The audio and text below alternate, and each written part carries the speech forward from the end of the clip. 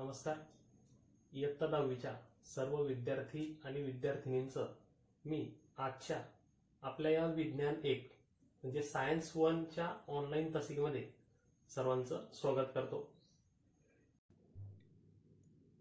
विद्यार्थी मित्रांनो, मागच्या तासाला steps in balancing a chemical reaction म्हणजे रासायनिक समीकरण संतुलित करण्याच्या पायऱ्या हा मुद्दा आपण मागच्या वेळेस पाहिला होता.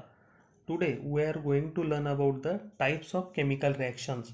Here we have different types of chemical reaction. For example, combination reaction ज्याला आपण संयोग अभिक्रिया असं म्हणतो.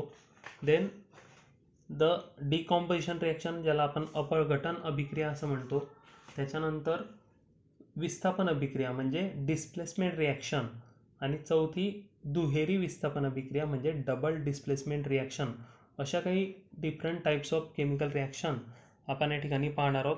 First we are going to learn about the combination reaction.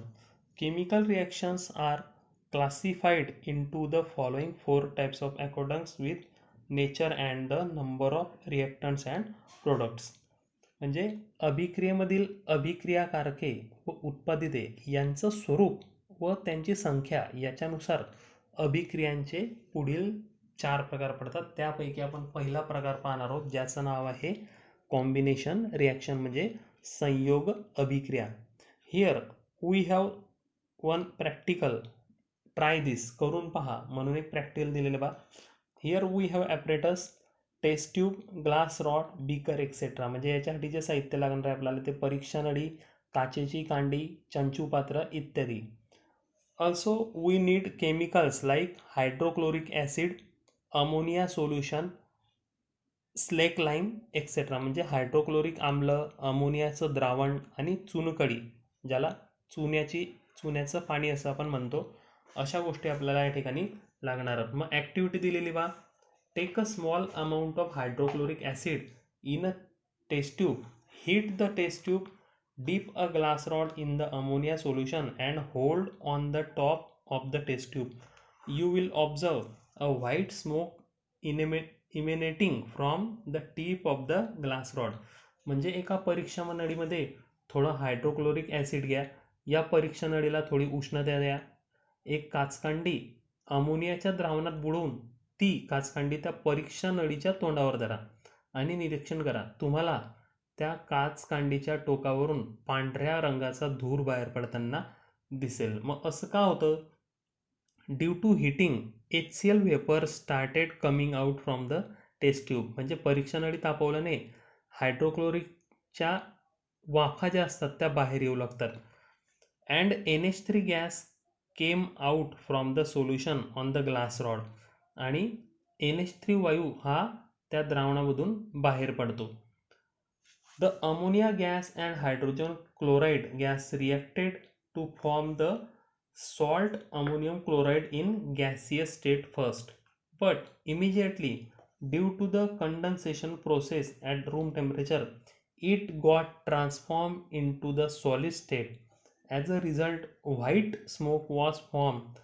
The chemical equation for this is as follows: NH3 that is ammonia gaseous state plus HCl gas म्हणजे hydrogen chloride gives NH4Cl म्हणजे ammonium chloride. याचा अर्थ काय?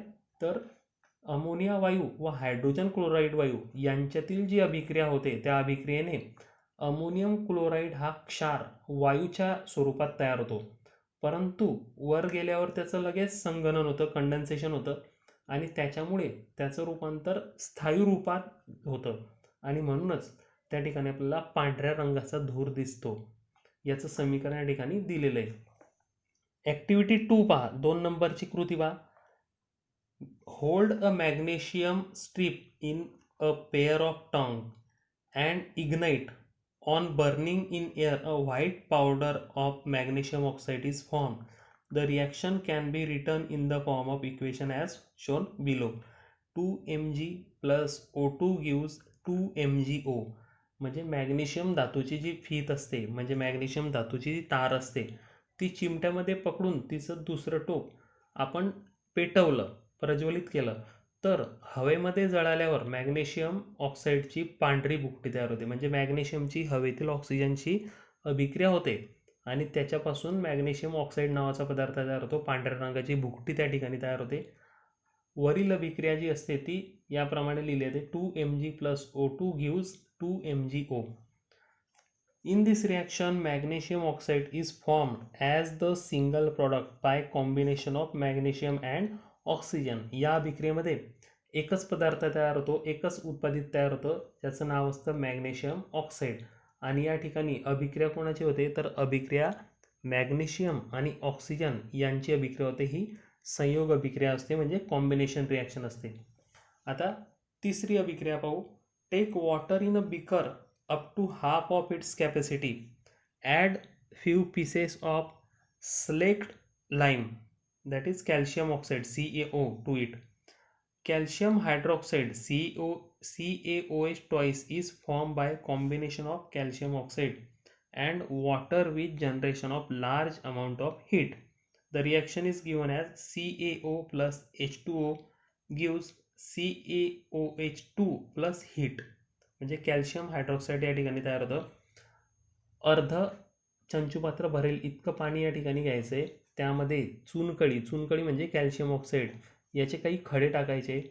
Calcium oxide व पाणी यांच्या संयोगाने calcium hydroxide हा तयार होतो आणि यामध्ये भरपूर उष्णता बाहेर पडते, म्हणजे ते जे द्रावण असतं ते उष्णतेमुळे गरम झालेलं असतं. त्याची रिॲक्शन या ठिकाणी दिलेली बा, CaO plus H2O gives CaOH2 plus उष्णता, म्हणजे त्या ठिकाणी उष्णता बाहेर पडते आणि म्हणून ते जे द्रावण असतं ते गरम झालेलं असतं. पुढची रिॲक्शन पाहूया, ज्याचं नाव आहे डिकम्पोजिशन रिॲक्शन. 2 नंबरची रिॲक्शन आहे, ज्याला मराठीमध्ये अपघटन अभिक्रिया असं म्हणतात. इथं सुद्धा एक रिॲक्शन आपल्याला प्रॅक्टिकल दिलेलं पहा. Here we have apparatus like evaporating dish, Bunsen burner etcetera, म्हणजे बाष्पन पात्र आणि बन्सेन बर्नर. केमिकल्स दिलेले sugar, calcium carbonate, sulphuric acid, म्हणजे साखर, सल्फ्रिक आम्ल आणि कॅल्शियम कार्बोनेट. मग या ठिकाणी प्रोसिजर दिलेली बा. Take some sugar in an evaporating dish and heat it with the help of Bunsen burner. After some time you will see the formation of burnt out black substance. Exactly what must have happened in this activity? In the above activity, a single reactant sugar is divided into two substances, carbon and H2O. The reaction is given as C12H22O11 gives 12C plus 11H2O. म्हणजे साखर जी असते ती जर आपण एका बाष्पन पात्रामध्ये घेतली आणि त्याला बाष्पन पात्राला जर उष्णता दिली तर थोड्या वेळाने त्या ठिकाणी करपलेला काळ्या रंगाचा पदार्थ तयार झालेला आपल्याला दिसतो. याचा अर्थ काय, तर ती जी साखर असते त्या साखरचं 2 पदार्थांमध्ये विभाजन होतं. ते पदार्थ म्हणजे कार्बन आणि पाणी. कारण आपल्याला ती साखर गरम होत असताना त्याच्यामधून वाफ निघताना दिसते. ती वाफ म्हणजे काय, तर पाणी असतं आणि उरलेला जो काळ्या रंगाचा पदार्थ असतो तो कार्बन असतो. The reaction in which there is only one reactant giving rise to 2 or more products is called a decomposition reaction. म्हणजे ज्या अभिक्रियेमध्ये एकच अभिक्रियाकारक असतो व त्यापासून 2 किंवा अधिक उत्पादिते मिळतात त्याला अपघटन अभिक्रिया असं म्हणतात. पेज नंबर 37 वरती पहा. या ठिकाणी साहित्य दिलं आहे. 2 टेस्ट ट्यूब, बेंड ट्यूब म्हणजे वक्राकार नळी, वाकलेली नळी. त्याच्यानंतर आहे रबर कॉर्क म्हणजे रबरी बूच आणि बर्नर. केमिकल्स दिलेले calcium carbonate, freshly prepaid lime water, calcium carbonate आणि ताजी चुन्याची निवडी म्हणजे चुन्याचे पाणी. प्रोसिजर दिलेले पहा. Take some calcium carbonate in a test tube, fit a bend tube to this test tube with the help of rubber cork. आकृतीमध्ये दिलेलं पहा. Insert the other end of the bent tube in the freshly prepared lime water taken in the other test tube. Heat the powdered calcium carbonate in the first test tube strongly. The lime water will turn milky. म्हणजे एका परीक्षा नळीमध्ये थोडं calcium carbonate घ्या. या परीक्षा नळीला रबरी बुचाच्या सहाय्याने जी वाकडी काचेची नळी असते ती बसवायची आणि त्या वाकड्या काचीच्या नळीचं दुसरं जे टोक असतं ते दुसऱ्या परीक्षा नळीत घातलेल्या ताज्या चुन्याच्या निवडीमध्ये बुडवायचं आहे आकृतीत दाखवल्याप्रमाणे. आता पहिली जी परीक्षा नळी आहे ज्याच्यामध्ये CaCO3 आहे तो बर्नरच्या साहाय्याने तीव्रपणे तापवा आणि तुम्हाला दिसेल की चुन्याची जी निवडी होती जी पाण्यासारखी दिसत होती ती दुधाळ झालेली दिसेल. We saw in the above activity that calcium carbonate undergoes decomposition reaction and the carbon dioxide gas formed turns the lime water milky. म्हणजे वरील आकृतीमध्ये कॅल्शियम कार्बोनेटला उष्णता दिली की त्याचं अपघटन होतं आणि कार्बन डायऑक्साईड वायू बाहेर पडतो आणि म्हणूनच ती जी चुन्याची निवड असते ती मिल्की होते म्हणजे दुधाळ होते. The second product of the reaction the calcium oxide powder remains behind in the first test tube. आणि कॅल्शियम ऑक्साईडची जी भुकटी असते हे दुसरं उत्पादित आहे जे पहिल्या परीक्षा नळीमध्ये शिल्लक राहतं. Similarly in another reaction hydrogen peroxide naturally undergoes slow decomposition into water and oxygen. त्याचप्रमाणे आणखी एका अभिक्रियेत हायड्रोजन पेरॉक्साईडचे मंद गतीने आपोआप पाणी व ऑक्सिजन यांच्यामध्ये विघटन होतं. त्या ठिकाणी खाली रिॲक्शन दिलेली पहा. CaCO3 gives CaO plus CO2 आणि 2H2O2 gives 2H2O plus O2. O2 हा बाहेर पडतो म्हणजे ऑक्सिजन बाहेर पडतो. पहिल्या रिॲक्शनमध्ये 16 नंबरची जी रिॲक्शन दिलेली त्याच्यामध्ये कार्बन डायऑक्साईड बाहेर पडतो आणि 17 नंबरची जी रिॲक्शन दिलेली त्याच्यामध्ये ऑक्सिजन बाहेर पडतो. These both are decomposition reactions. We have studied in the previous standard that water decomposes into hydrogen and oxygen gases on passing electric current through acidulated water. This decomposition takes place by means of electrical energy. Therefore, it is called as the electrolysis. मागच्या इयत्तेत तुम्ही पाहिलंय की आम्लयुक्त म्हणजे आम्ल टाकलेल्या पाण्यातून जर विद्युत प्रवाह जाऊ दिला तर पाण्याचं सुद्धा अपघटन होतं आणि हायड्रोजन व ऑक्सिजन हे वायू तयार होतात.